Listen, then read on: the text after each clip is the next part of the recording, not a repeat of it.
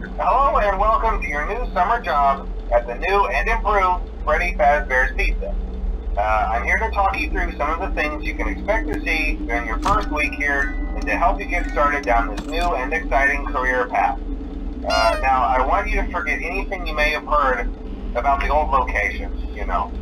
Some people still have a somewhat negative impression of the company.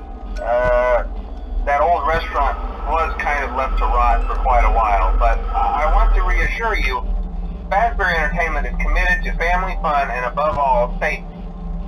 They've spent a small fortune on these new animatronics. Facial recognition, advanced mobility, they even let them walk around during the day. Isn't that neat? But most importantly, they're all tied into some kind of criminal database so they can detect a predator a mile away. Heck, we should be paying them to guard you. Now that being said, no new system is without its kinks. You're only the second guard to work at that location. The first guy finished his week but complained about conditions. We switched him over to the day shift. So, hey, lucky you, right? Mainly he expressed concern that certain characters seemed to move around at night and even attempted to get into his office. Now, from what we know, that should be impossible. That restaurant should be the safest place on Earth. So while our engineers don't really have an explanation for this, the working theory is that the robots were never given a proper night mode.